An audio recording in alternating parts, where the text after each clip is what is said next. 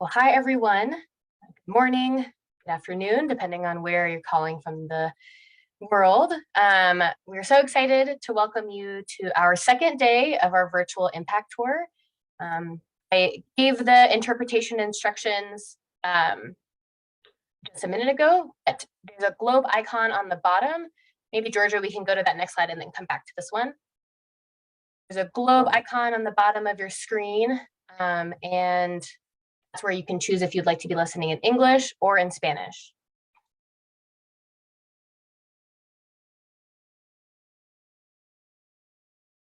Julia, would you like me to give that same instruction in Spanish? Yes, that'd be great. Great. So just repeating that in Spanish. Hola, buenos días y buenas tardes, depende en dónde está. Voy a dar un poco de dirección sobre instrucciones sobre la interpretación. Hay un icono de un globo terráqueo al fondo de la pantalla. Si usted haga clic ahí, se puede seleccionar el canal en el que le gustaría escuchar, o inglés o español. Y si tiene algún problema, póngalo en el chat o envíe un mensaje a Georgia o a mí directamente. Gracias por estar aquí y vamos a empezar. Great.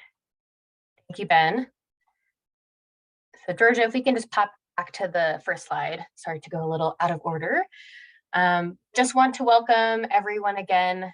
This is the second day of our virtual impact tour, and we're so grateful if you are returning. So if you joined us yesterday and are tuning back in today, or if this is your first day tuning in and listening to our virtual impact tour to Uganda. We wanted to thank our colleagues, especially in Uganda, for their extreme flexibility and creativity. We'll see here in a bit that they have done an incredible job of connecting with the communities where we work and bringing that content to you. But we also know that it is quite late in their day.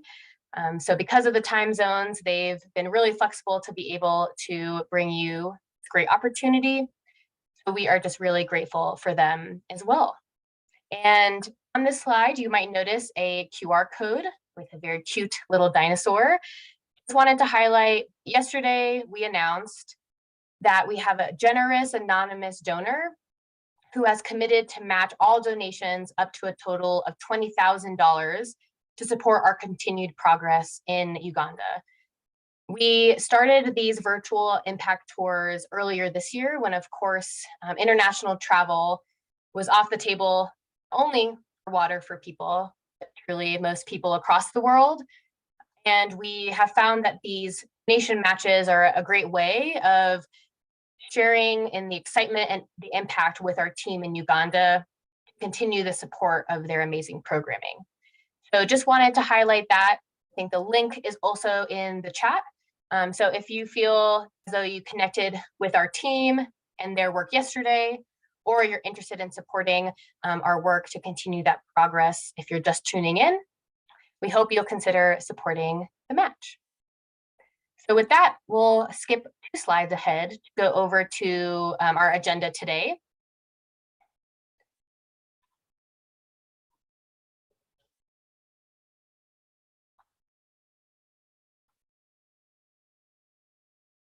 Georgia, do you mind clicking 2 ahead?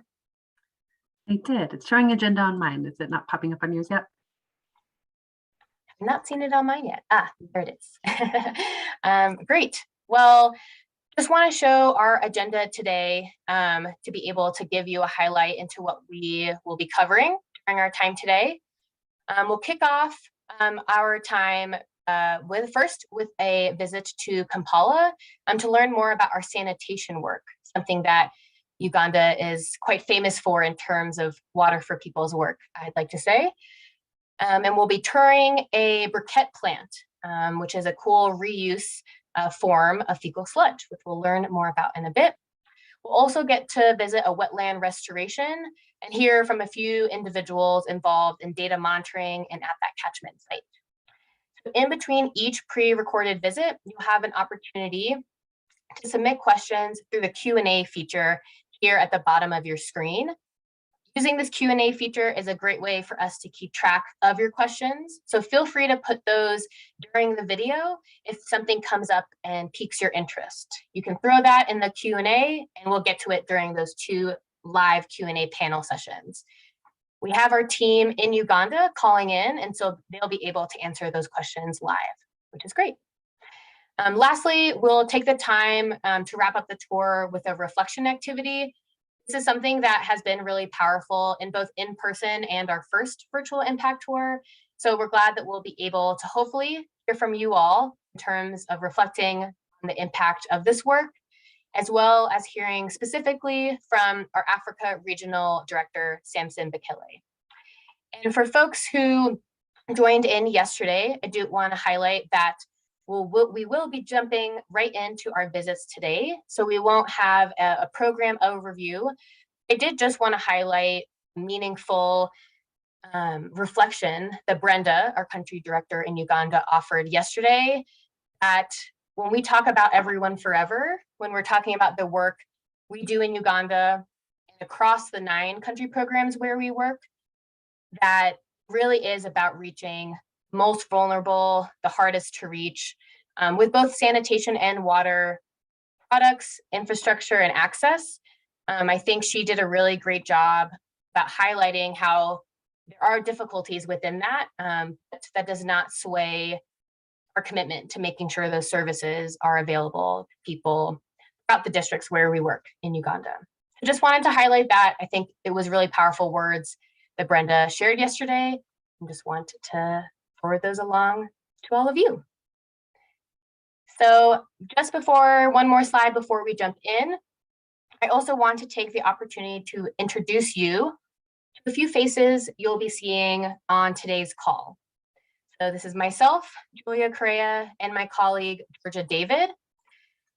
We worked together to plan in-person tours when those were available, and now these virtual impact tour formats. We are supported by a great team of other colleagues who are also on the line, Jasmine, Carol, and Ben. And so they'll also be doing a lot of work behind the scenes in the chat to help support you with any technical difficulties or things throughout the rest of our tour. So with that, we are going to stop sharing the presentation, and we are going to take our first trip, if you will, to Kampala to see, as I mentioned before, a unique program that is revolutionizing the way we think about fecal sludge. And yes, when I talk about fecal sludge, I'm talking about the dreaded number 2. You're about to learn how fecal sludge can be treated and made into briquettes, an alternative form of fuel for charcoal. And if you feel like you don't know a lot about our sanitation work at Water for People, we hope this first visit helps give you a deeper understanding. Now, let's start the visit to Kampala. Welcome. My name is Loretta Nakaima, and I work with Water for People in Uganda. Today, we are visiting our Kampala program. We are doing lots of amazing things. So today, we shall show you how we're making briquettes from fecal sludge. We are doing damping, pit emptying, basically looking at the whole sanitation value chain. I will be working with my colleagues today, Yvonne Mugali and Chris, who will take you on this tour. So let's go.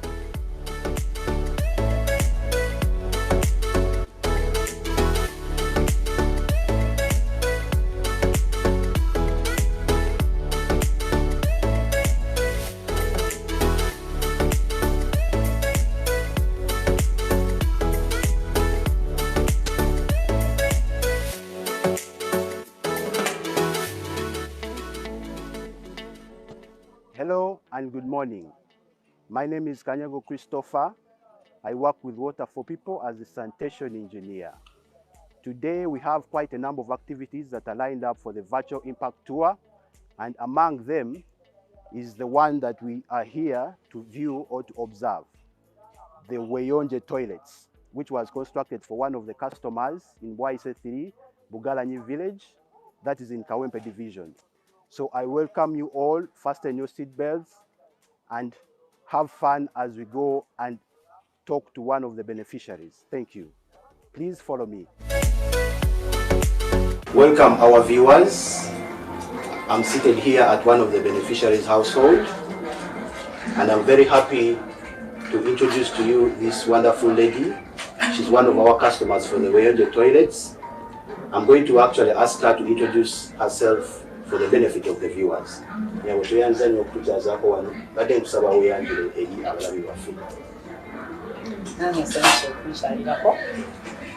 Era nsanyuse n'abo abandaba.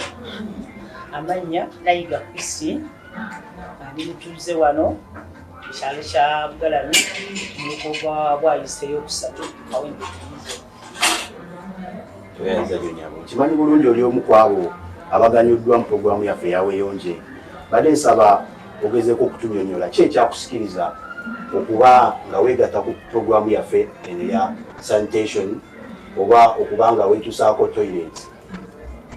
Ekyansikiriza okwegatta ku Weyonje bwe nafuna omuntu oyambuulyawo ku nsuku Weyonje enkola ya Weyonje ey'okuzimba toilet ate ne bakkiriza okukubanja empola ng'otandise n'ogikozesa. Ekyo kyansikiriza nnyo kubanga nasangibwa toilet gye nnina nga nkadde ate nga ntono tetumala akusinza ku bantu benninabo yali anzigi ebiri nga terina mu mbeera nnungi. Kati bwe nawulira nti bazimba toilet ate ng'osasula mpola mpola kubanga nalinga njagala nnyo toilet nga yange siyazi newalo zibazimba eza community. Kati toilet eyo yali ekozesebwa abantu bameka? Balingaawo 14 era nga mbasalako olw'ensonga ng'owafamire simukkiriza musimuwa nnyumba olw'ensonga toyinza tekolasi aleeta abantu abeera bokukasa nga kyankosanga muye oba nakukoseerwaba tukolaki kubanga toyinza. Kozika buuza obuuza bali bagala okutegeera embeera y'obyobyondo mu Bukalali ebyetya. Ebyobuyonjo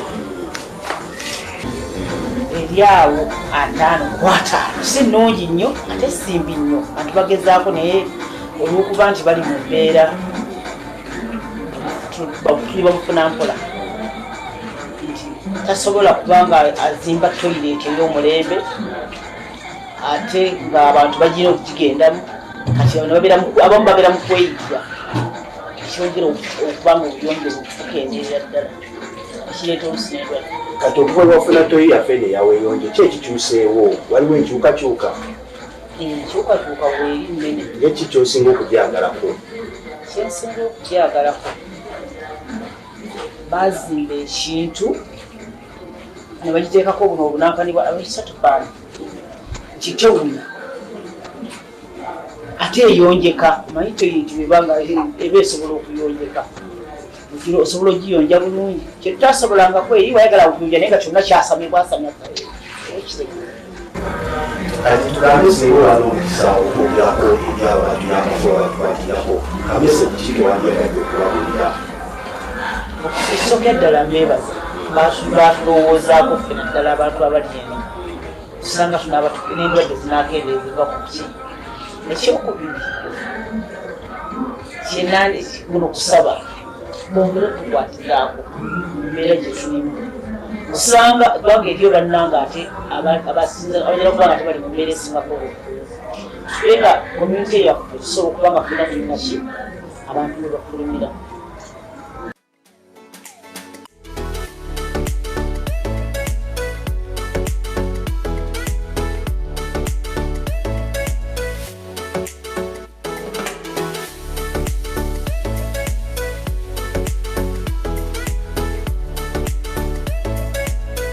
Welcome to the Fecal Sludge Briquette plant. My name is Yvonne Lugali, a sanitation engineer with Water for People. My role today is to simply take us through how we make this briquette. So join me. So here we are now at the production plant.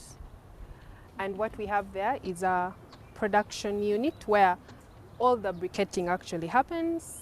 And then of course here we have our materials, you know, a bit of the biomass material, the charcoal dust, and all the different materials that we use. We're doing a bit of carbonization in some of those drums for the fecal sludge. And then right over there, we have a carbonizer unit that we also use for carbonizing of fecal sludge. And all around, you have the drying racks. So please enter with me. Hello. Welcome. Thank you. Yeah. So right here, we have Betty. Yeah. Betty, My name is Gojo Betty. Gojo Betty. So Yes. Betty is in charge of the maintenance of our briquette production plant, but she's also the Yeah. chef at the plant. Yes. Betty, what are you cooking here? Yeah, roasting some maize. You're roasting some maize. Yes. Okay. I know that you use the briquettes, right? Yes. Why? Briquette is good. Why is it good? Yeah, roast maize. Yeah, cooking portion. Yeah, cooking beans. Everything you're cooking. Oh, okay. Yeah. Now, what is the difference between using the briquettes and charcoal? This one is good. Yeah. Have the sunlight is good. Uh-huh. Yeah, cooking long time. Okay. Yeah. Ah, okay. Thank you so much, Betty. You're welcome. So there you have it. She told us the briquette, they cook for longer. For a long time. They are much better than charcoal. Thank you Yes. so much, Betty, for your Yes. time. Thank you. So now we're going to go and speak to Vincent. Okay. Vincent is our managing director. So please join me as we have a conversation with Okay. Vincent. Listen. So Vincent, we want to, talk about the briquette production process. Yes, please. What we do here is that we repurpose fecal sludge into the production of briquettes. So as part of our sanitation mandate, we're looking at how we can make use of this fecal sludge so that it can be more beneficial Okay. to our society. And in so doing, we started this enterprise whereby in conjunction with National Water and KC again, we obtain sludge, we treat it, do carbonization. Yes. So after carbonizing it, then we mix with other raw materials, for instance, charcoal dust, bagasse, so that we produce mainly two types of briquettes, namely the stick briquettes and then the honeycomb briquettes. Okay. So you mentioned that you're repurposing the sludge. Yes. Are you giving it out for free to people? No, repurposing the sludge means that ideally maybe National Water would just dispose of that sludge, Yeah. maybe sell it to farmers. Yes. But as Water for People, we looked at how else can we use this sludge so that it is more beneficial to the community Okay. and to our society. And in Yes. so doing, we and through our continuous research, we discovered that we can actually have some very good fuel from these briquettes. Okay. And that's how we came up with this whole thing of briquette For production. briquette production. All Yes. right. So my understanding is that you're actually selling these to the community. So definitely after production of these briquettes, Yes. we have different market segments. So we have our community, Yes. so those are individual households, and then we also have poultry farmers. We have institutions like schools. So of course in Uganda we use charcoal. Yes. That one is well known. Yeah.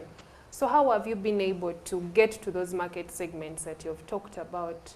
How do you market your briquettes? How are you doing the distribution? I'm sure people would definitely want to know how you do this. Yeah, so basically when you talk about charcoal, it's about attitude change. So we are in a community, we are working with people who have been using firewood and charcoal all their life. So we just have to get over ensuring that they change their attitude and appreciate safer and cost-effective fuel alternatives. Yes. And that's how we are trying to ensure that they adopt the use of briquettes. Okay. Slowly by slowly. So Yeah. it's still a very big challenge because some of our people do not want to change from charcoal. From charcoal Yeah, to but fecal sludge. through continuous engagement with our communities, with the households, and telling them the advantages of them using briquettes over charcoal. Yes. Advantages like briquettes being smoke-free, advantages like being cost-effective in terms Yes. of cost, and of course burning for long hours. So slowly by slowly, the households have slowly started adopting to the use of briquettes. Okay. Yeah. All right. Thank you.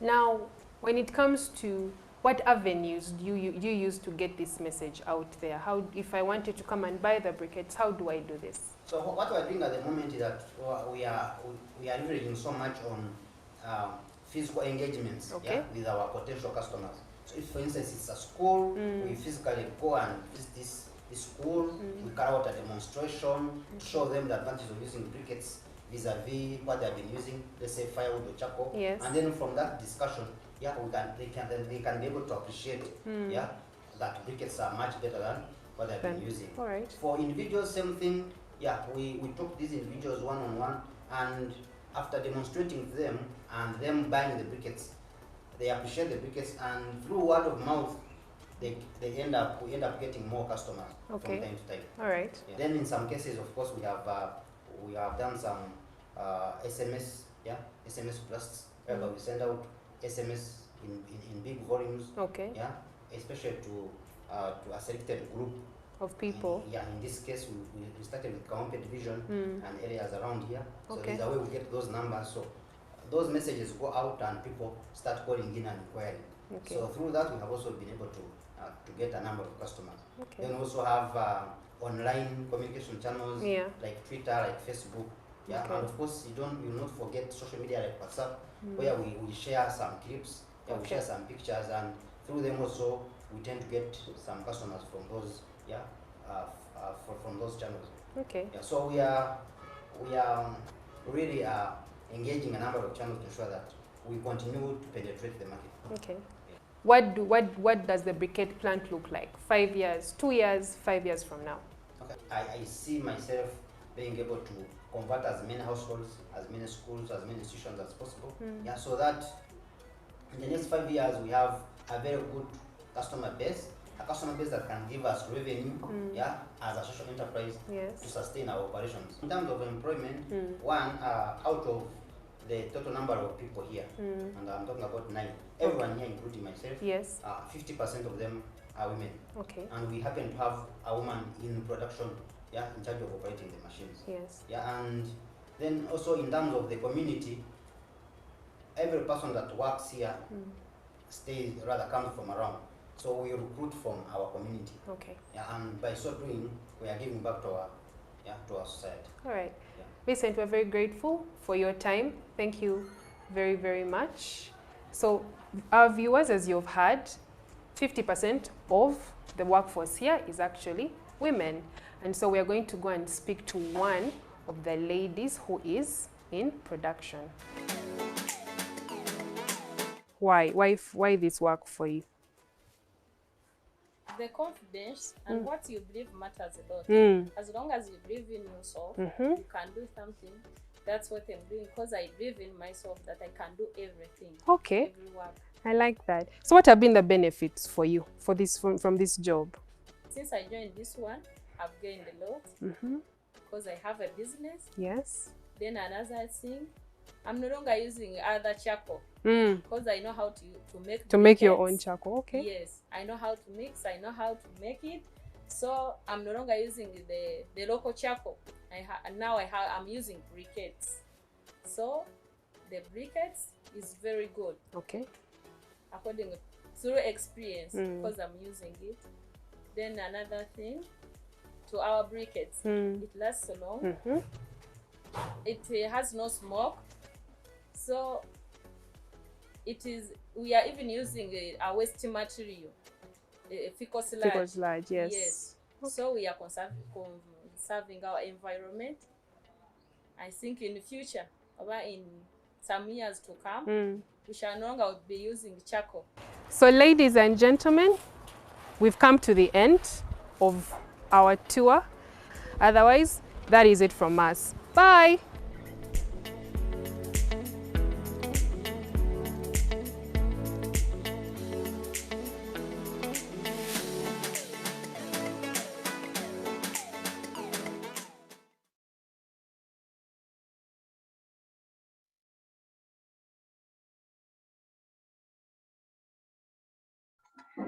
Wonderful. Well, welcome back, everyone. And we can see here we have our team in Uganda. So we will go ahead and start the first portion, our first live Q&A session. So as a reminder, feel free to use that Q&A feature to include questions that you would like to have our team in Uganda answer live. So I will go ahead and start with a question from Kathy. So what is the source of the fecal sludge coming into the plant that we saw in that video? Is the waste exclusively from exhauster trucks, or is there also waste from manually emptied pits?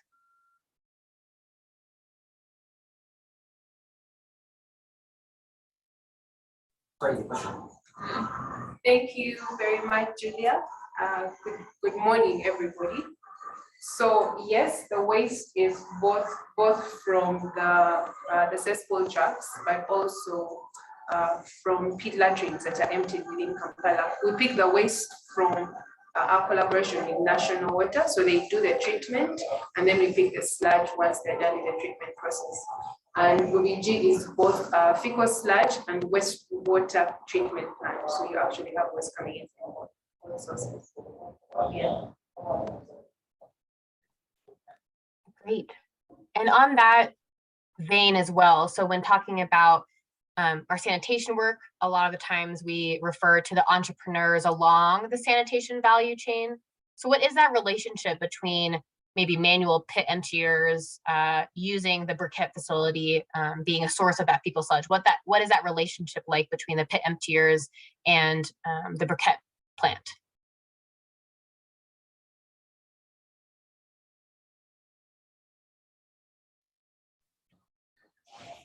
Well, the pit emptiers do have a dumping point close by. We call it the dumping bay, where it's more like a receptacle or a reception place where the sludge is first dumped and then it's eventually transported to the treatment plant of National Water. So the relationship really there is that the pit emptiers they bring the input, they bring the raw material for the briquettes. So they bring the raw material, it is treated and made available for briquette making. So that's the relationship.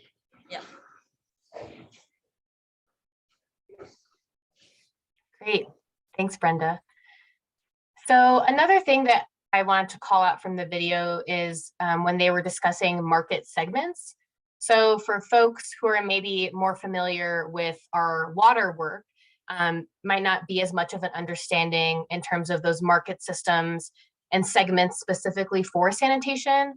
So can you all give a little bit of a background of what the role is of that private market and the versus for sanitation versus with water, when we typically see water as that public good?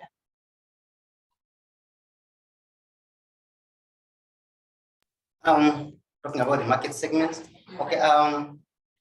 I talked about schools, yeah, as one of the segments that we are really heavily targeting at the moment, and then poultry farmers, then households. Yeah, households, as you know, in terms of impact, definitely. Yeah, when you look at our women, our maids who are cooking in those smoky kitchens, cooking with charcoal, which is really substandard, firewood. So we believe that we can really create an impact at household level. In as much as in terms of targeting, it's not easy to target like these other institutions. Yeah, so, but it remains a very important segment as far as our briquette production is concerned. Then after that, we have the poultry farmers. We have a specific type of briquette called the honeycomb, which was specifically designed for the poultry farmers. Yeah, why? Because this is a segment that really incurs a lot of cost, to brood their chicken. So, and by doing that, it's one way of, as you know, the benefits of briquettes are all the same across. So you have a brooder that is going to be from smoke that's coming from substandard fuels like charcoal, and then you also have a brooder whereby you place a honeycomb and it can go for as long as 6 to 8 hours. Yeah, instead of maybe going to check every other 2-3 hours. Then also in terms of cost, this is a very sensitive business in terms of cost. Yeah, so you have a source of fuel where you are guaranteed that you can save a good percentage of what you have been incurring on fuel costs. And then of course, the third one, the major segment being the schools.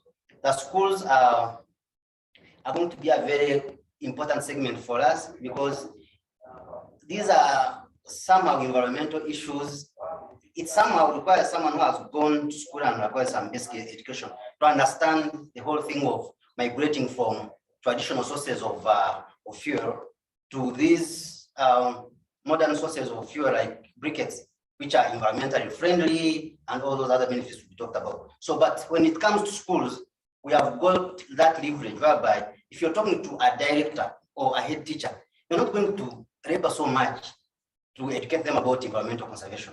Yeah, most of them are teaching it in their schools. Then secondly, these are people who understand their financials very well. So if you tell them that this is how much you've been incurring on firewood, this is what you go through to obtain this firewood. Yeah, in Uganda, it's now a rainy season and getting firewood is really very hectic. So if you tell them all those advantages, these are people that can easily understand them. And these are people that can easily try out. Yeah, and that's why before COVID-19 became so serious, we had really gotten some, good schools on, who were willing to come on board. So in terms of segments, those are the three segments we are now heavily looking at. But remember, there are other market opportunities like in international organizations, like for instance, UN refugee agencies. Yeah, those ones are not full-time, but yet there are also some opportunities there.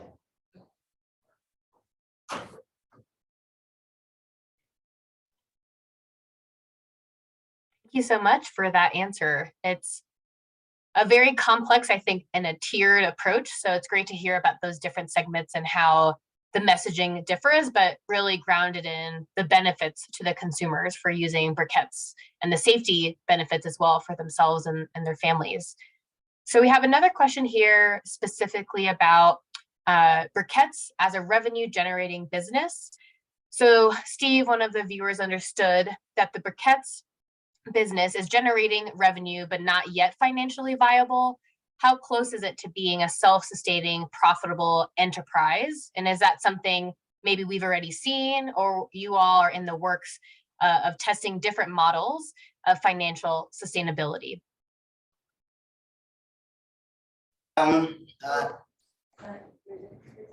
Okay, so there are three kinds of costs that we look at. Of course, we have the capital expenditure, which includes the investment, the investment into machinery. And then we have CapManex costs, which are costs related to the repair and the replacement of some of the assets.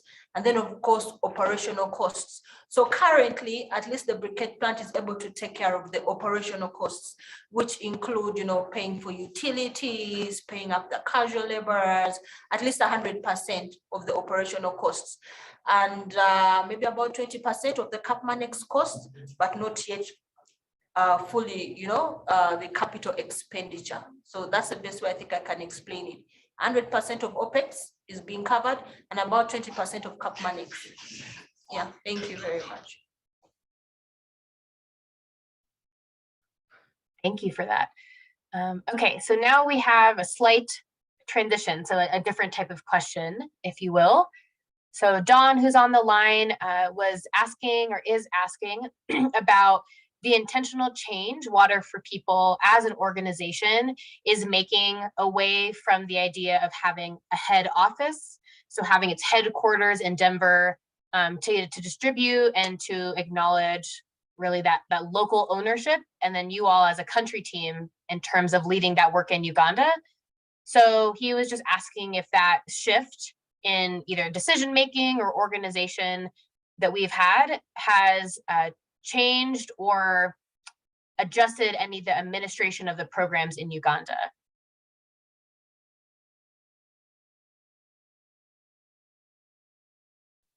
Yes, decentralizing the management of our programs to the districts has actually been beneficial, because currently for our EF districts, we do have offices in Kamwenge, well-staffed, and offices in Luka, well-staffed, and that is to bring us closer to managing our programs at that level.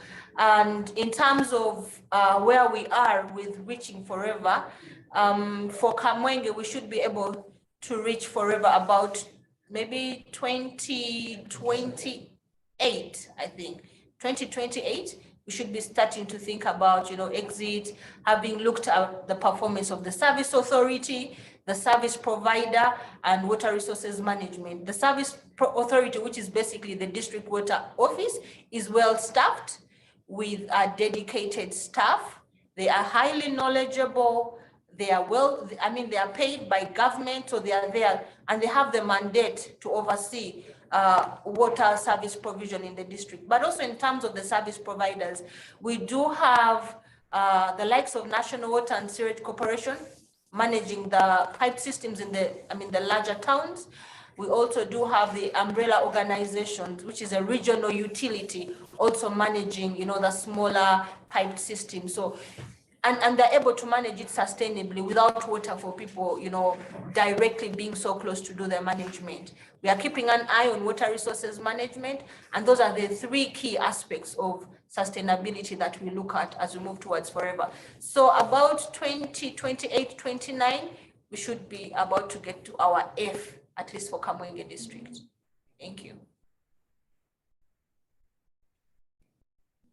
Thank you, Brenda. That's a great celebration for folks who maybe aren't as familiar with our E and F milestones. So we briefly talked about before everyone, so reaching everyone in an area, a district where we work with water and sanitation services. And Brenda just did a really great job of describing what that forever milestone means in across those three areas. So Brenda, I know you can also describe it much more eloquently than I can. Is there anything else you would like to expand about the importance of the forever milestone or of the sustainability of our work for folks who maybe aren't as familiar with that as a milestone? Yeah, thank you, Julia. So, forever is about sustainability, and globally, the shift is towards sustaining programs, not so much the investment, but is the service available for years to come? Is the service available for future generations? So it's very important for us as Water for People. We are an NGO. There has to come a time when we have to leave. And, as Water for People, we do have, after reaching E, we start, transitioning to exit, and then we eventually have to exit. But we are very cognizant of the matrices we have to look at now, like forever. And very recently, we are looking at our, I think we call it inclusion, it's equity, yes, the equity matrix, leaving no one behind. Even as a sector in Uganda, we're talking about leaving no one behind. So that means we have to look at the marginalized communities. We need to look at the vulnerable and make sure that by the time we celebrate, every category of person has actually gotten there in terms of the service. So for us, we do look at matrices like the equity and inclusion. We're looking at water resources management. For those who joined us in the earlier, I think, day one, we showed you a bit of the pipe systems that we do. But beyond, punching boreholes, abstracting water from underground, we need to make sure that we do not deplete it, Are we getting permits? Are we meeting the standards of abstraction so that the future generation also finds a water resource? So I could talk a lot about forever, but those are some of the critical matrices we look at. Thank you, Jenia. Thank you, Brenda. It was great. And I think a really nice segue into the next set of visits that we'll have. But I think highlighting forever and that focus on sustainability is not only really important to Water for People, but as Brenda said, really ensuring that those resources are available to future generations is something Uganda as a country, our world as a whole, should be really focused on. So with that, we are out of time for our first Q&A, but just as a reminder, there will be a second live Q&A session following this next visit. So our final visit of today, but also of our virtual impact tour to Uganda, will be to Kamwenge, where we'll learn about the importance of wetland restoration. So a similar vein to what Brenda was talking about in terms of conservation. We'll also hear about groundwater testing, as well as visiting the newest Everyone Forever district in Uganda, Luga. So let's go ahead and get started.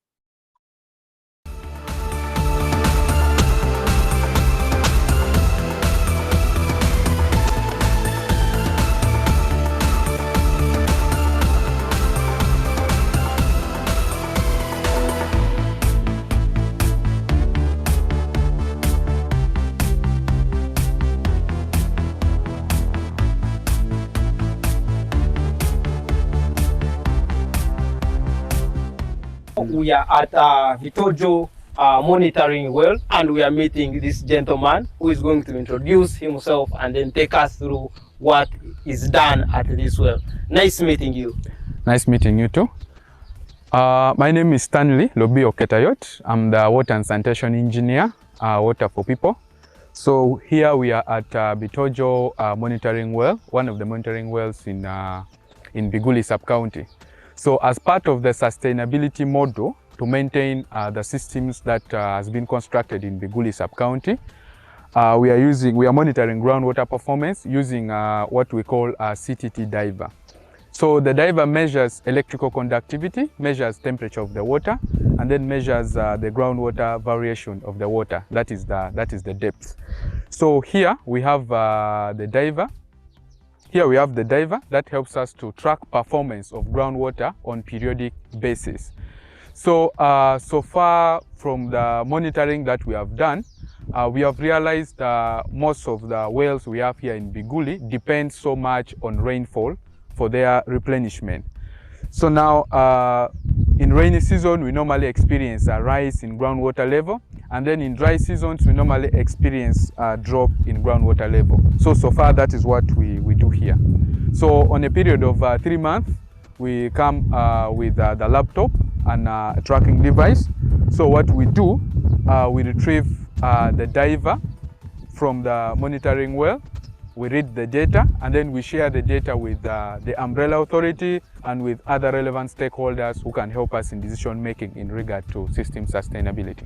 So how has the data helped you make decisions, or could you give us the decisions that you've been able to make here in Biguli pertaining the data that you pick from these particular wells? So far, following the monitoring that we have done, and given that we have realized that usually groundwater level drops in dry season and rises in rainy season, one of the decisions we undertook was, one, to ensure that we hold enough rainfall that we get during the rainy season, so that when we store this rainfall, I mean what we get, the water that we get should be able to recharge the groundwater aquifer that we have. So the decision we took was to restore a number of wetlands that were degraded, because we can only hold this water through the wetlands. That's where the water ends. So far, we have restored about 98.3 acres of wetland here in the sub-county of Biguli. And this has helped us a lot in regards to groundwater fluctuation. These days, we do not experience a lot of variation. Yes, there's some little drop during dry season, but usually the fluctuation is not that much. So that's one of the decisions we took in regards to the groundwater monitoring that we are carrying out. Can you really tell us something about the activities that are engaged with the communities close to those wetlands? One of the things we do as part of the activities is demarcation of the buffer zones for these wetlands using reinforced concrete pillars. So when we line up those pillars, it informs the people who are staying near the wetland that this is the area, the zone that you are not supposed to cross. Because when they cross and they go into the wetland, now they would degrade. So that's one of the things. Secondly, we realized actually most of the people who are staying near the wetland, they were generating their source of livelihood from the wetland itself, because others were carrying out agricultural practices in the wetland. So we came up with alternative livelihood, for example, fish farming. So we engaged those ones who used to previously encroach into the wetland to get into fish farming, so that they generate or they derive an alternative livelihood that will make them not to go back into the wetland. Yes, there are some areas where we met some bit of resistance, like because some other activity that we did, we had to cut down some of the unfriendly water trees that have high crop water requirement, like eucalyptus. So there are instances where we got resistance and we had to use enforcement. So the district leadership, they were empowered in order to enforce, so that those ones who have, let's say, like eucalyptus trees within the wetland, they have them removed. And then those ones who are not easily moved away from the wetland, move out of the wetland. So those are some of the activities we did. Thank you so much, Stanley. This is very good information about how we can restore wetlands.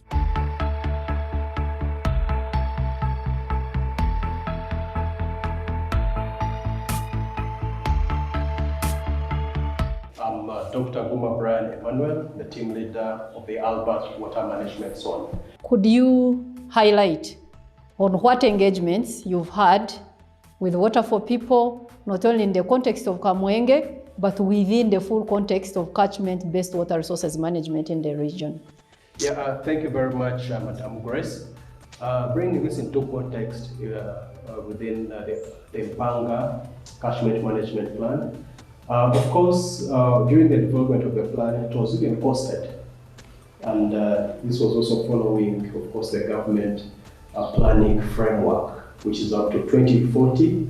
And then it was divided into different segments, the short, mid, and long term. The total cost of the plan is actually $31 million to implement the plan. And there's also, of course, a monitoring and evaluation framework. How does the implementation of the plan benefit the stakeholders within the given community? Maybe I'm just going to give this as an example, whereby we implemented soil and water conservation within the upper part of the catchment, which is in Mpanga, which is in Nyakitokoli. We did the soil and water conservation techniques, and this improved the soil moisture, but we're looking at reducing on the sanitation of the river system. So when it improved the soil moisture, we had improved crop yield within the upper part of the catchment. So with the improved crop yield, the farmers were able to sell a small bunch of matoke, in the past, that before our initiatives would go for about 5,000 shillings. But after our initiatives within the upper part of the catchment, it now became a bigger size because the soil moisture content was improved, and bunches were actually going for about 20,000 shillings, which was about 4 times more. As the Ministry of Water and Environment, the Albert Water Management Zone, we are greatly humbled and privileged to be working with Water for People. And these have actually filled in some of the void that government should be doing. They are doing work on behalf of government, of course, as per the Constitution. It's a mandate of the ministry to ensure that water resources are greatly protected and having water of adequate quantity and quality for the current generation and generations thereafter us. So we are very privileged having Water for People partnering up with government to ensure that some of these key issues are greatly addressed. And of course, most of the issues have been deliberated on in the course of the discussion with Grace. And of course, if I'm to bring this into a snap close, some of the challenges, major challenges, have been actually mentioned out. And we appeal for more resources. First of all, to implement the catchment management plan, and also improve, of course, the different livelihood options at the lowest community level. So I wish to thank Grace for this opportunity, for giving us this platform to create the awareness and also have the plea from the Albert Water Management Zone, that is a deposit structure under the Directorate of Water Resources Management, that is under the Ministry of Water and Environment. So thank you for giving us this platform, and we are greatly humbled for this. Thank you.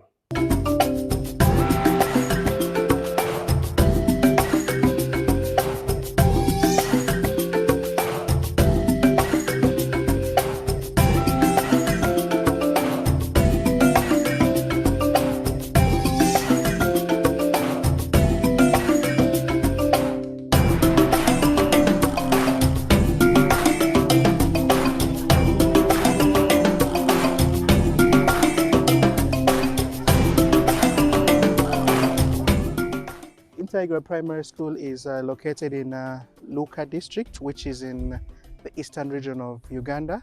It's one of 2 schools that has benefited from Water for People support in the past year.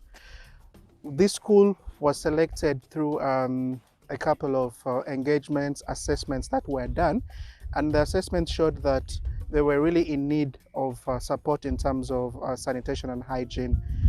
We do annual surveys, and out of those surveys, we were able to identify the most needy locations.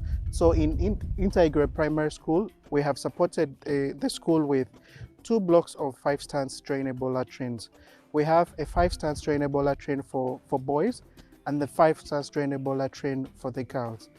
The 5-stance drainable latrine for the girls comes with a washroom, and what is unique about it is that it comes with an incinerator that is attached to the washroom, such that if a girl has a pad, she doesn't need to get out of the bathroom and to go and dispose of the pad. She only opens a small sluice gate in the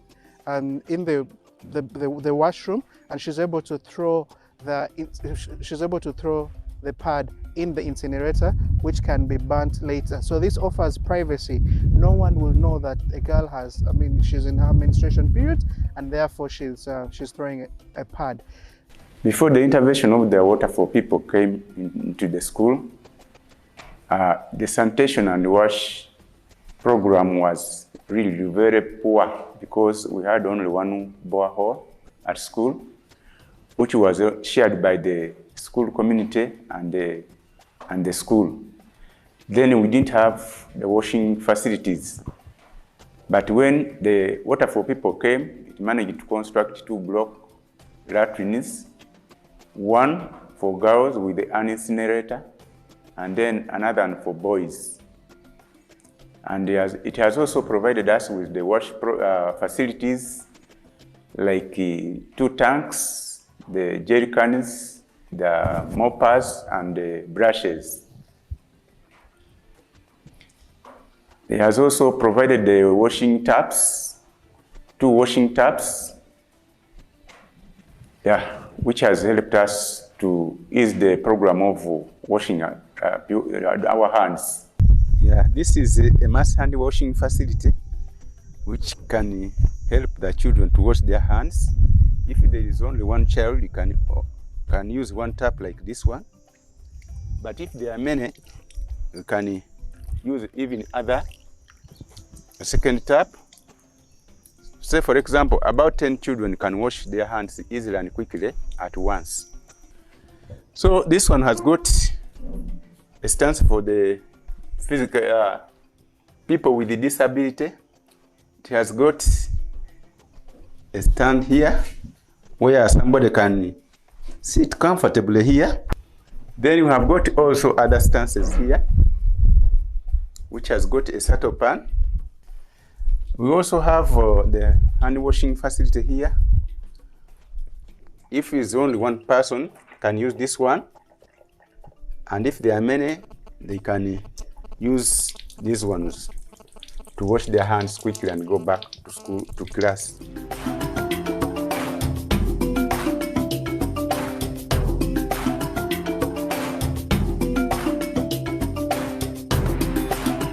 We're here to interact with the school administration and also to look at the facilities that Water for People supported the school with. This is one of 2 schools that we have supported in the year 2020-2021 with Wash in Schools project. The school has benefited from the construction of a 5-stance drainable latrine for the girls and a mass hand washing facility.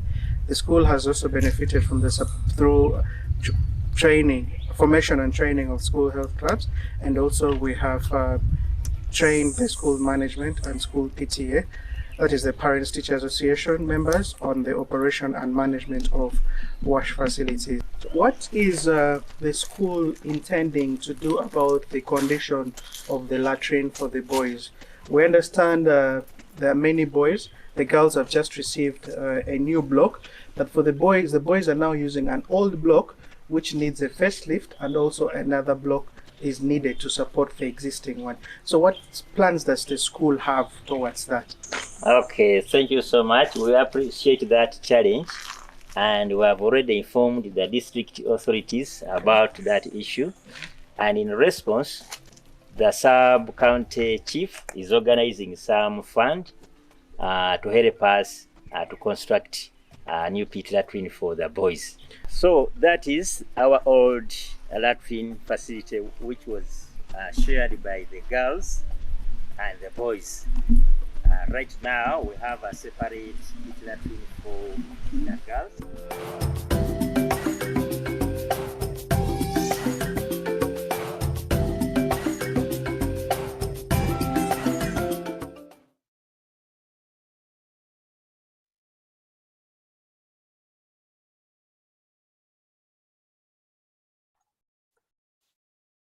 Hi, everyone again. So what a wonderful last visit to end with. Reminder to folks, you can still use that Q&A feature. Also, thank you to our team in Uganda for answering some of those that were left over from the first video. But so jumping in to these questions, knowing that I think we covered a lot in this last video, a couple aspects of our work. One that I wanted to connect the two, our first visit and the second, was regarding the Satopan improvements we saw both at the school and also at that household that we visited in the first video. Can you explain a little bit about how our partnership and how those were developed, how Water for People supported in the distribution and access for Satopans, and also what the benefit is for those compared to what either pit latrines, either at a household or school level looked like before? Thank you so much. Water for People has been involved in the distribution of Satopans across the country, and the criteria of identification of the districts that benefit from that was really based on the need. Districts all over the country were informed about the availability of the Satopans, and they were requested to submit their distribution plans. And priority was given to the needy, the most vulnerable people who could not afford to buy those Satopans. And so the districts that gave us the distribution plan are the ones that were given first priority. And so that's how all the Satopans were distributed. Close to 20,000 pieces were distributed across the country. Yeah. Thank you. Thank you, David. It's a great program, I think, that really highlights the impact we can have at scale with sanitation initiatives, especially reaching multiple communities with an accessible and affordable alternative to an improved pit latrine. So that's great. So jumping a little bit into our school work and that last visit to Luca in terms of menstrual hygiene management, along with the construction of specific latrines, as well as incinerators for young girls who are on their period, what other scaffolding or education does Water for People provide to both girls and boys in school when it comes to menstrual hygiene education?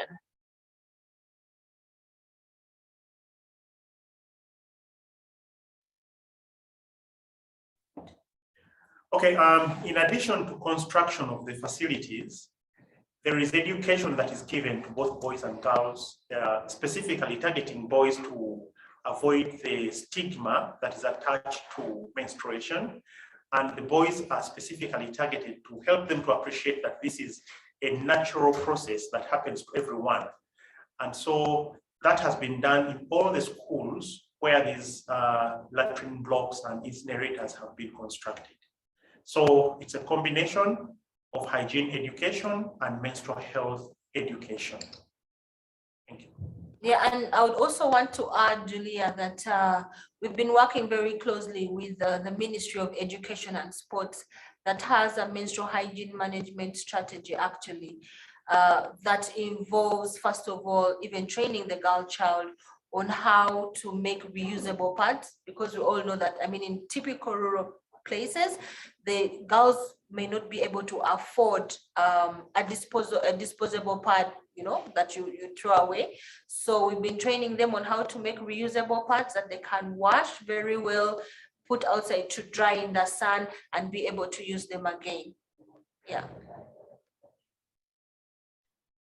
Thank you both for those answers. I think it is a great testament to how integrated the approach needs to be when it comes to education, both to students at school, but also providing, Brenda, as you said, those resources to young girls when they're at home as well. So one last question on schools, and also tying it into, of course, the changed landscape of hygiene because of the COVID-19 virus. So we got to see that great hand washing facility, the school in that last clip. So how has COVID-19 impacted education around hygiene and hand washing, not only in schools, but in the communities where we work in Uganda as well? Grace, can you please take that one on?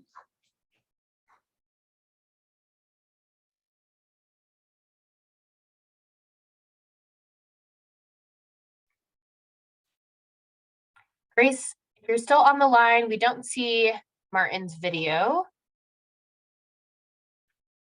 Okay, in the interest of time, I will take that as well.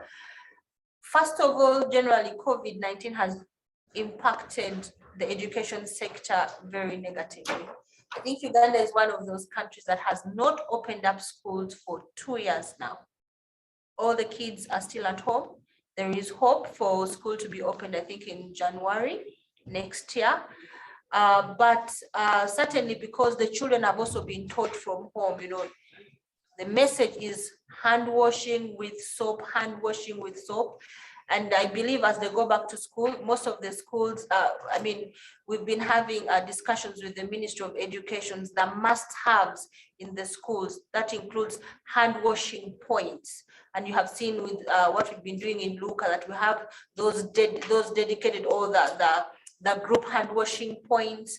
The schools are ready to have water flowing in those hand washing points, have soap, both liquid and solid,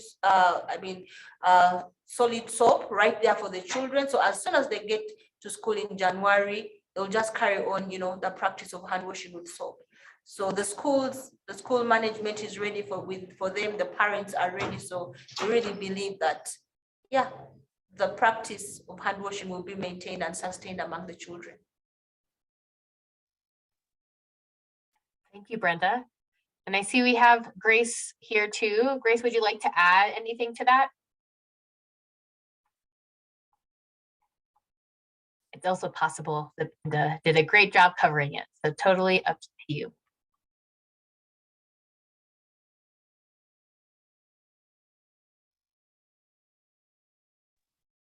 Well, as Brenda has highlighted, truly we have had COVID impacting on our school wash or water and sanitation program, mainly when it comes to interventions that required directly engaging with the school children physically, the school management committee and staff. There are even a number of activities had to be carried forward or get extended or even be done away with because children are not at school. Then also it has affected the operation and maintenance of school water and sanitation facilities because the schools are closed, and then the neighbors, they come around the schools to vandalize the facilities. They are at risk of being vandalized. But nonetheless, we have worked with the education sector to ensure that in as much as the schools are closed, there is ongoing monitoring within the schools. Once in a while, the Education Inspectorate reach out to schools to check or to have periodical meetings with few numbers of parents management committees to plan so that when schools open, there is continuity. There is a plan of what can be done. They've planned for payment of the water bills. As we've seen a number of programs, we've extended water to the schools, but as they are closed, we are using this time with the Education Inspectorate teams to prepare the parents to pay for the water bills. They're already collecting money, putting aside money to pay for the bills. And also the education sector, they get funds from the Ministry of Education and the education department. They are talking to the schools to ensure that as they allocate budgets in preparation for the schools to open, they put aside some money to allocate to water, sanitation and hygiene, including MHM, so that when children come back to school, they are able to fit in very well and also integrate water and sanitation and hygiene, mainly hand washing, as one of the measures to prevent children from catching COVID, but also adapting to the situation. That's how it is in Uganda schools. Thank you. Thank you, Grace. I think that the two things I wanted to highlight in your answer were, one, the partnership with the Ministry of Education. I think COVID brought upon Water for People a lot of new partnerships, not necessarily that didn't exist at all beforehand, but definitely strengthened the need for us to have those partnerships across sectors. And I also think too, the preparation, the preparedness aspect of making sure that schools are equipped for when students come back and return to in-person classes, that there is the facilities, the payment schedule, those resources available to them post kind of the at-home education that they've been having to do during COVID. So thank you, Grace. Okay, so we have about 2 more minutes, and it looks like we have some questions both on sanitation and our wetlands restoration work. So we'll see if we can get to both, but the first question is around other ways that local entrepreneurs can engage in sanitation as a business. So we talked about this briefly, the different approach of sanitation being market-driven compared to water. So what are other business entrepreneur opportunities in Uganda for sanitation entrepreneurs?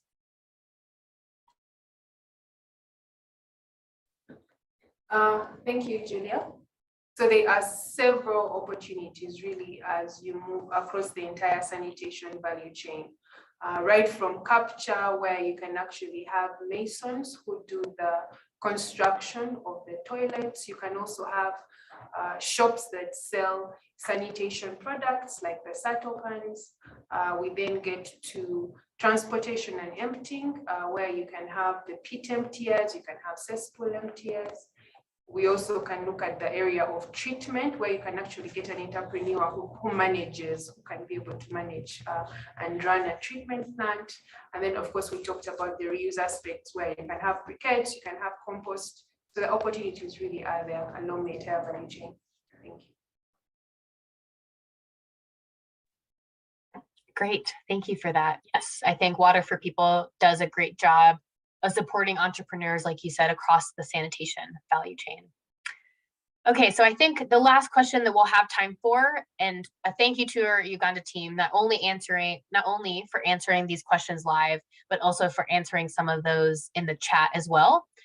So going back, adjusting back to the school aspect of our work, what is the cost of setting up a toilet and a hand washing facility, as was shown in that school in Luka? Is that something that varies greatly across schools or something that stays somewhat consistent?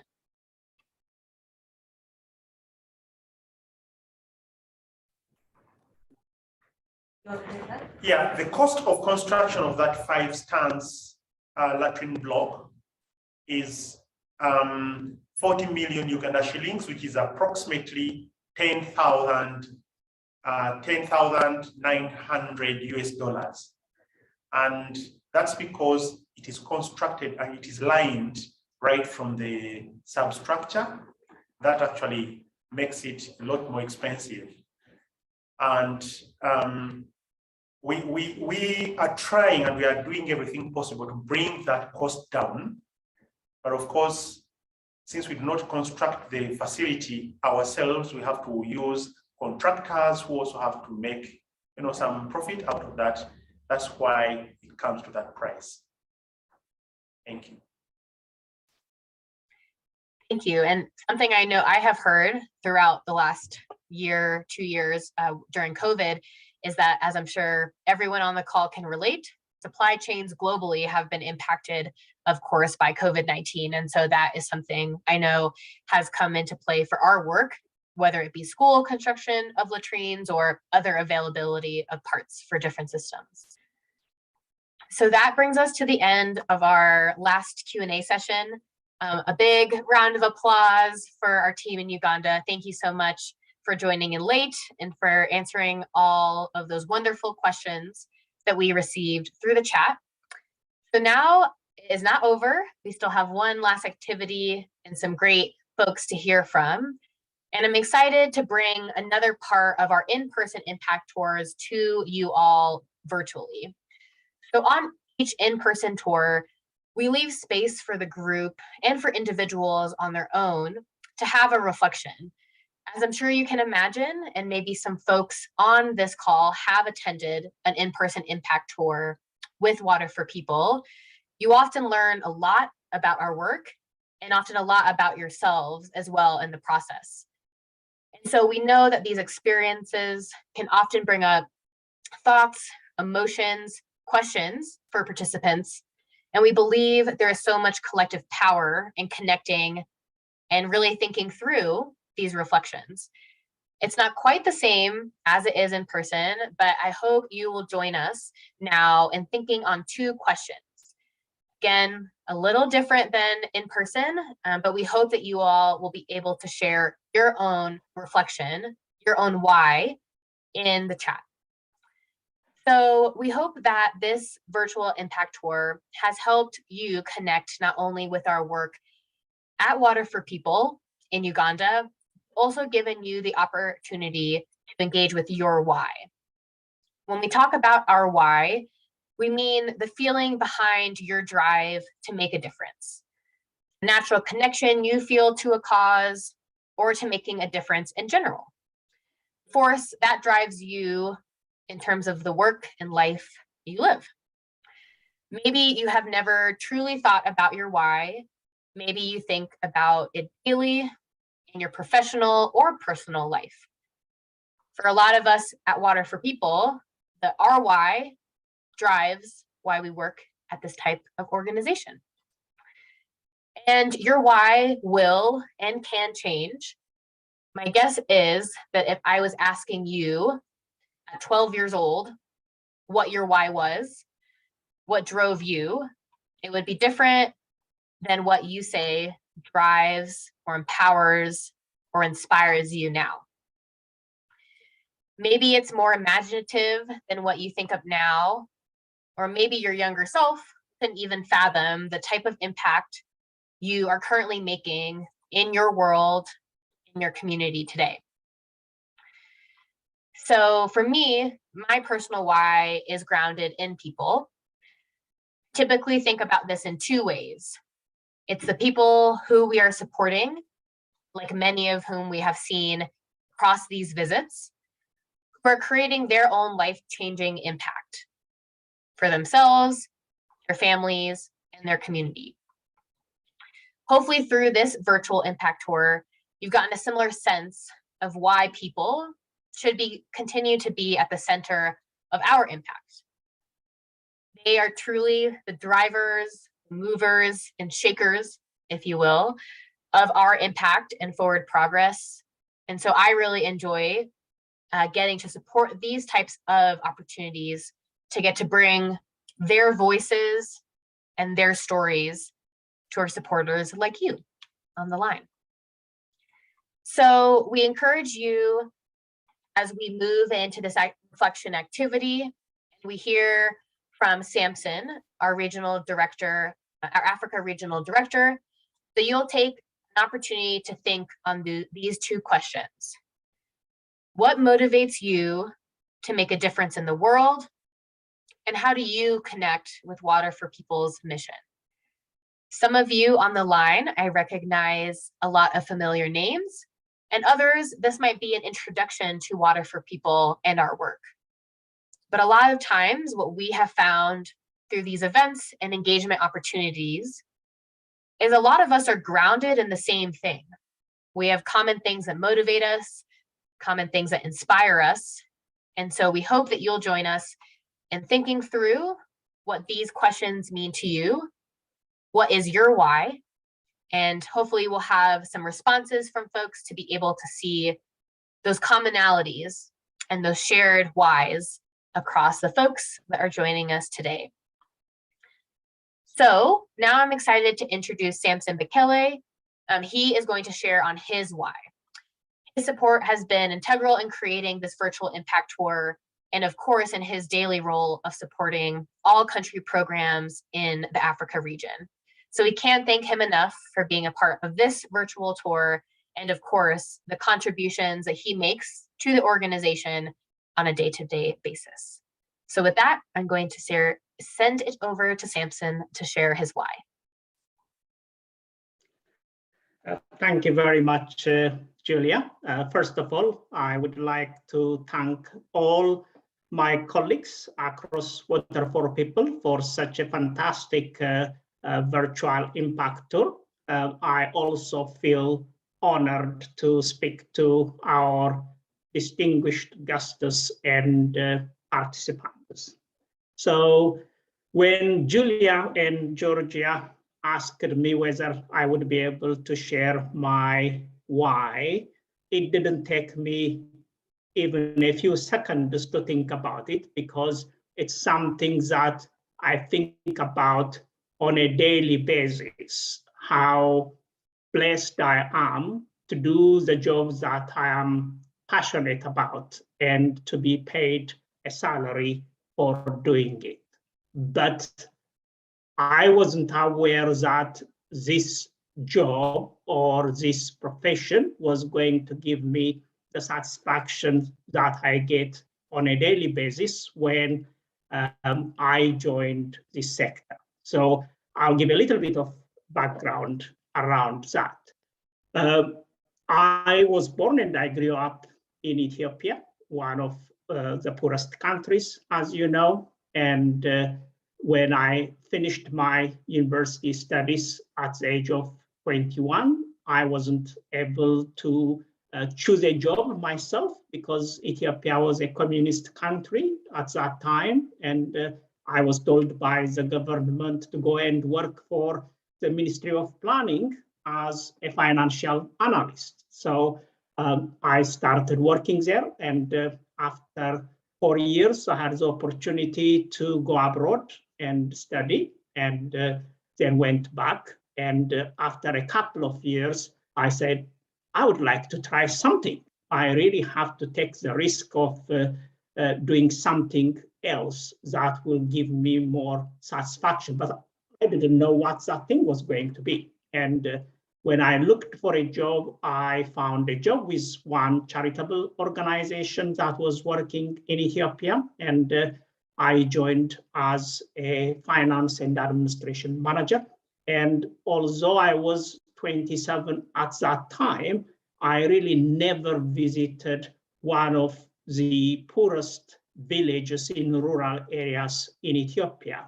And in my first month in the job, I went to a place called Konso in the southwest of Ethiopia, and going out and seeing how people were leading their lives, particularly a dairy goat development project that the organization was implementing at that time by grouping together women who didn't have any source of income to start learning about how to look after goats, how to grow forage for the goats, how to look after the health of goats, etc. And when they demonstrated that, then they will have the opportunity of being given crossbred goats that will give them bigger meat and bigger milk, and to sell that and earn some money to look after their families.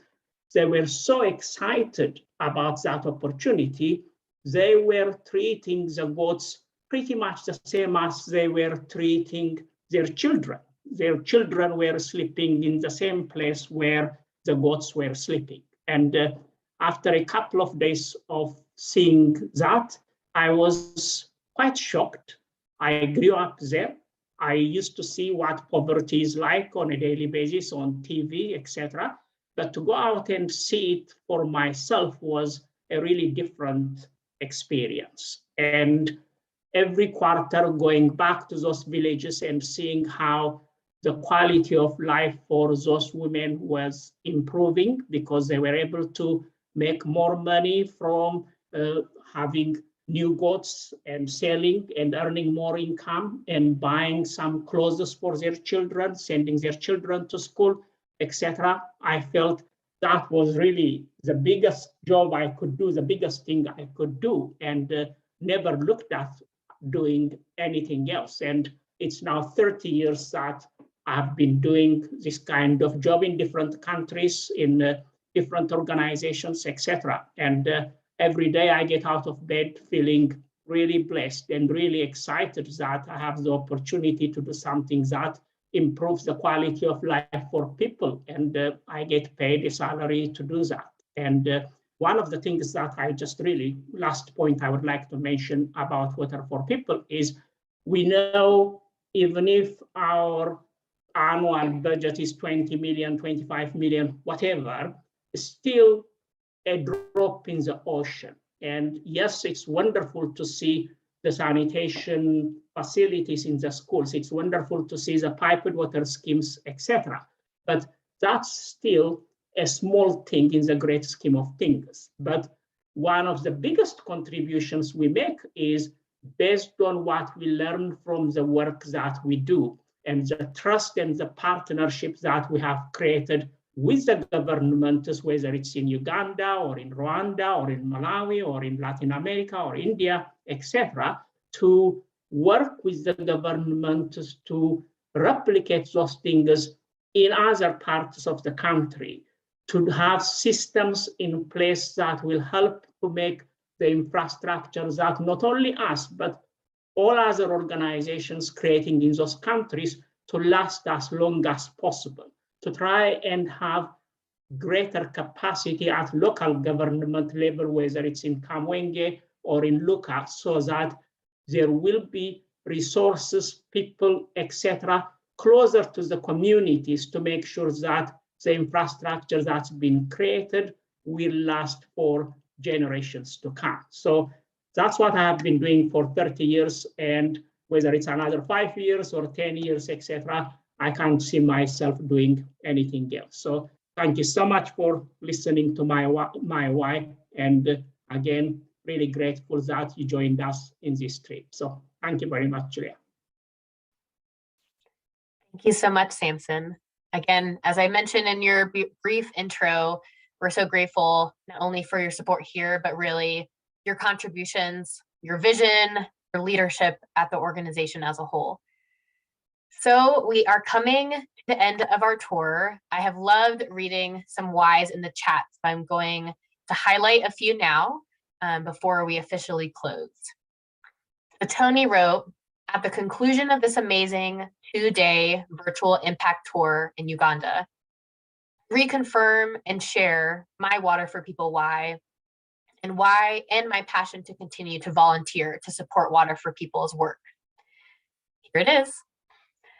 All of our global brothers and sisters should have access to safe drinking water and sanitation. It is a fundamental human right, and together with the communities, governments, other NGOs like Water for People, and industry partners, I am confident we can make it happen. He wrote some other great words in the chat. I will let you read those on your own. Another participant says, my why relates to my belief that we are all living in one world and therefore have a responsibility to one another to make this world better. I appreciate deeply Water for People's approach of using local folks in the development and implementation of their programs, rather than dictating it from here. This way, it ensures programs are locally accessible and culturally appropriate. We have another viewer. Her why started at a young age when they lived in Venezuela. Her father as a civil engineer and did charitable projects in low-income areas. Was shocked by seeing children running around barefoot in open sewage, thought it was so wrong. Why was this okay? It wasn't and still is not. 20 years ago, I started working at the Water Environment Federation, a great partner of Water for People, I will add, and haven't looked back. Water and sanitation will continue to be a part of my career and charitable work. Thank you, Layla. So we have some other amazing reflections in the chat. I don't have time to read them all now. I really appreciate you all sharing why you showed up today, and why you believe in the work of Water for People. Hearing from Samson is a great example of someone who is driven by their why, influences really the trajectory of their life and of their career. And we know that maybe not all of you are in the same career boat. We are so grateful that your why are you here with us today. So on this slide, again, we have a really generous match opportunity to continue to support great work our team is doing in Uganda. If you felt inspired by the tour and driven by your why, we encourage you to support the match and help us continue that progress. So that is my thank you, closing, and gratitude for all of you. And I will pass it to Georgia again for a final close, and thank you to our Uganda team. Thank you so much, Julia. Thank you to everybody for being a part of this week. This is so special, I think, in many ways. And as Julia read your lovely words, I think hopefully you can understand what a collective impact you're truly making by being a part of really our Water for People family. And maybe that sounds a little cliche, but I think it rings true, and seeing the amount of support of both the sheer number of individuals that have joined us over the last couple of days, the lovely words that you're sharing, and sentiments and thoughts, and your whys. I think this happens a lot on our end when we get to work with such incredible supporters like yourselves, or you fuel us. And we could not be more grateful for that. So thank you again for joining us. And I would be remiss, I know Julia and I get to speak a lot, but the bulk of the work, as you probably have noticed, going on behind the scenes, both in terms of programmatically and being able to execute on all of these incredible programs that you've heard of over the last couple of days, but also putting this tour together. Major gratitude to the team throughout Uganda. So I'll name a few names, but I know this goes far beyond just these individuals: Samson, Brenda, Yvonne, David, Martin, Grace, Loretta. I jokingly said this yesterday, but I think it rings true that you all have a future in broadcasting if you so decide. You're such wonderful hosts. Thank you for inviting us to your beautiful country, showing us what you do on a daily basis to empower people, communities, schools, clinics, families. Empowerment is such a key contribution to what you do every day, and we just could not be more grateful. So thank you very much. Thank you to everybody for joining. We hope you leave feeling the collective impact that we feel, and enjoyed your time in Uganda with us as well. I know I did. So thank you again to everybody. And we'll be following up with recordings and all of those videos after the tour. So if you want to share the videos with folks who maybe weren't able to join, the benefit of having them recorded because of the time zones is that they're really easy to share and review. So we will be following up with email as well as a survey over the next couple of days. So thanks everyone for joining.